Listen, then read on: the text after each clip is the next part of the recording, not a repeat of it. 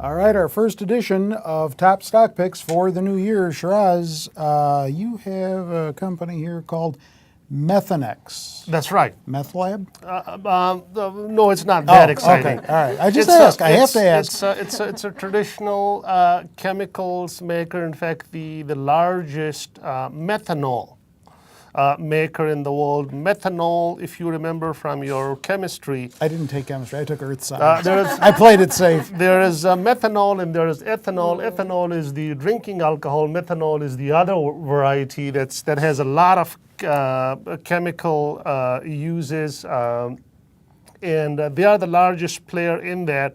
Supply disruptions in 2013 and stable to growing demand really produced a positive pricing outlook for methanol in 2013, and there was a big driver for the more than 100% growth in earnings for these guys.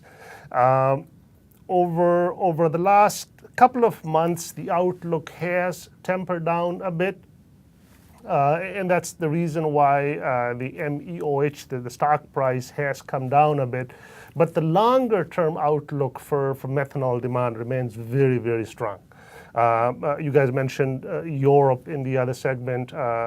China hopefully remains stable, and as a as an energy additive, methanol has a very strong outlook from China, and off that improving demand picture from methanol worldwide, they are in the best position because they have the production capacity ramp up in the pipeline to come through.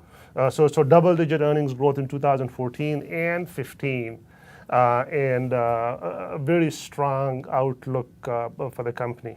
So that I think the pullback recently has given us a good entry point in this quality chemicals name. See, now before we started rolling, he said, you guys heard it, he said, I'm going to go fast with this, but I think he just wanted to go first, was the thing.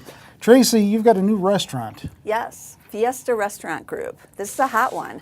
I didn't even realize when I chose it that the names are significant. It actually operates about 260 restaurants in 5 states, but also in the Caribbean and Latin America, interestingly enough. And they just signed a deal last year, maybe it was the year before, to have 10 new franchises in India. So this is their first time outside of Latin America. But they operate 2 chains right now. One is called Taco Cabana. The second one is called Polo Tropical, which I was into when I was preparing for this segment. That's the one that's mainly in the Caribbean, and it's like fresh-made chicken with spices, and it's all about the fresh story. This company is growing rapidly. They're going to open up their first Polo Tropical in Texas because they're mainly in Florida and the Caribbean with that chain, and then they're going to start expanding the Taco Cabana, which has been around 35 years down in Texas, outside in like Atlanta. This kind of fast casual market is really hot right now. This stock isn't cheap. It was up over 200% last year because people are getting wind of the story and that there's growth here.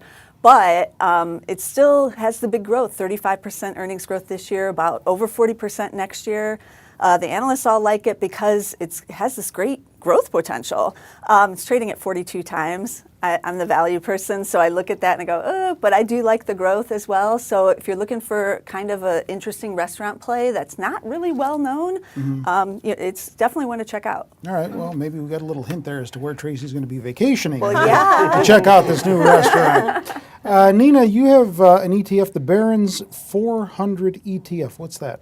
Yeah, the ticker is BFOR, and I believe that last year the surge in cheap money lifted all stocks, almost all stocks. Right. But when the QE is going to fade away, only the higher or better quality stocks are going to shine. So this ETF provides easy access to 400 of America's top performing companies. It uses rules-based index, which selects stocks based on 24 fundamental measures across value, growth, cash flow, and profitability. Charges an expense ratio of 65 basis points, and it equal weights the company's all its holdings. So company-specific risk is largely eliminated. It was launched last year in May in June, but it was one of the most successful launches, ETF launches of last year. Within those 6 months, it has amassed 200 millions in asset under management, and it has been outperforming the S&P 500 over the last 6 months. And the index, which was the Barron's 400 index, which was launched in 2007, has also been outperforming the broader market since 2007. And I would like to add that traditionally the ETF industry has been dominated by market cap weighted products, but of late there is these products which try to outperform the market. They are rising in popularity, especially among institutional investors. And when market returns are going to be low, like 7 or 8%, then obviously the products which have the potential to beat the market will be more popular. That's interesting. It's an interesting point. All right, thank you all for that. And don't forget, as always, other stock picks and stock-related articles on our website, Zacks.com, if you're not there already watching this video. With everyone here, I'm Terry Ruffalo.